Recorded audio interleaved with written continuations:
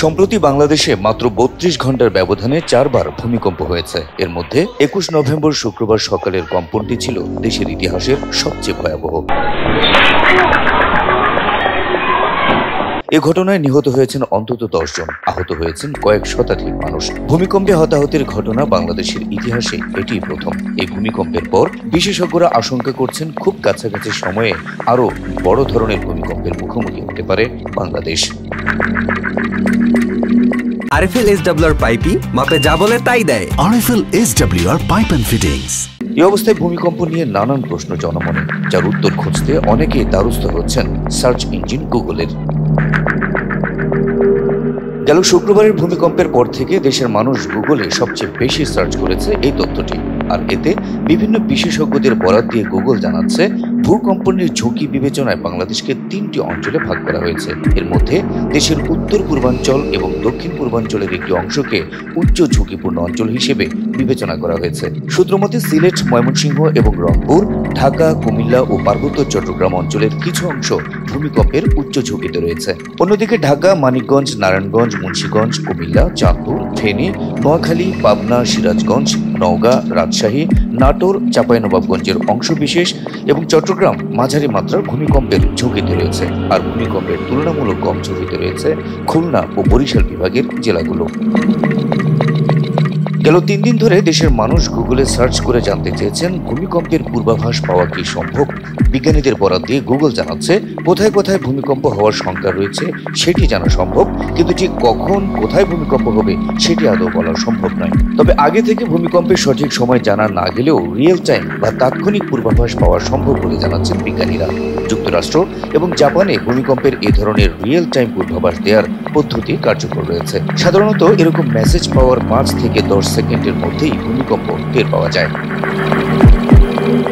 ভূমিকম্প নিয়ে গুগলের সতর্কবার্তা কতটা নির্ভরযোগ্য, এই প্রশ্ন সার্চ হয়েছে গুগলে। এর উত্তরে গুগল বলছে, কিছু সীমাবদ্ধতা থাকলেও গুগলের সতর্কবার্তা মোটামুটি নির্ভরযোগ্য। এই সতর্কবার্তা আপনাকে ভূকম্পন শুরু হওয়ার কয়েক সেকেন্ড আগে সতর্কবার্তা পাঠাবে, আর এই কয়েক সেকেন্ডের মধ্যে আপনি টেবিল বা খাটের নিচে আশ্রয় নেওয়ার সময় পাবেন, কিংবা ট্রেনের গতি কমানোর সুযোগ পাবেন। বড় ধরনের ভূমিকম্পের ক্ষেত্রে এই সিস্টেম অনেকের জীবন বাঁচাতে সক্ষম হবে বলেও মনে করছেন বিজ্ঞানীরা। আরএফএল এসডব্লিউআর পাইপই মাপে যা বলে তাই দেয়। RFL SWR pipe and fittings. শুক্রবারের ভূমিকম্পের পর অনেকেই গুগলে জানতে চাইছেন, ভূমিকম্প কেন হয়। এক্ষেত্রে বিশেষজ্ঞদের বরাত দিয়ে গুগল জানাচ্ছে, ভূতাত্ত্বিক চলমান প্রক্রিয়ার অংশ হিসেবে পৃথিবীর ভূপৃষ্ঠ কয়েকটি টেকটনিক প্লেটে বিভক্ত, যেগুলো ভূগর্ভের তরল পদার্থের উপর ভাসছে এবং এই প্লেটগুলো গতিশীল, একে অপরের সাপেক্ষে অবস্থান পাল্টাচ্ছে। যেসব স্থানে একটি প্লেট এসে আরেকটি প্লেটের কাছাকাছি মিশেছে বা ধাক্কা দিচ্ছে বা ফাটলের তৈরি হয়েছে, সেটাকে বলা হয় ফন্ট লাইন। তো এই প্লেটগুলো যখন সরে যায় বা নড়াচড়া করতে থাকে কিংবা একটি অন্যটিকে ধাক্কা দিতে থাকে, তখন এক ধরনের শক্তি সঞ্চিত হতে থাকে। আর সেই শক্তি যখন সেখানকার শিলার ধারণ ক্ষমতা বেরিয়ে যায়, তখন আগে থেকে থাকা কিংবা নতুন তৈরি হওয়া ফাটল কিংবা শিলা ব্লক একটি আরেকটির উপর উঠে গেলে সেখানে সঞ্চিত শক্তি বেরিয়ে আসলেই ভূপৃষ্ঠে কম্পন অনুভূত হয়। এই কদিনে গুগলে সার্চ করে বিশাল সংখ্যক মানুষ জানতে চেয়েছেন, ভূমিকম্প হলে আমাদের করণীয় কি। এক্ষেত্রে বিশেষজ্ঞরা ক্ষতি কমাতে প্রত্যেকের বাড়িতে একটি জরুরি প্যাক তৈরি রাখার কথা বলছেন।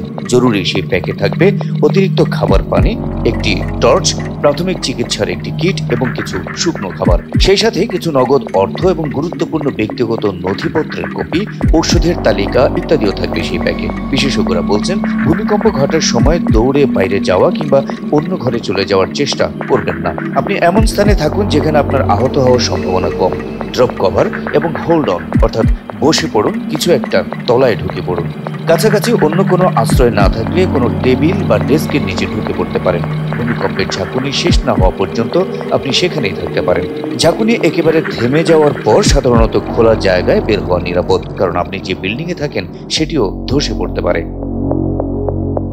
যদি বাইরে থাকা অবস্থায় ভূমিকম্প শুরু হয়, সেক্ষেত্রে বিশেষজ্ঞরা বলছেন, যেখানে আছেন সেখানেই থাকুন।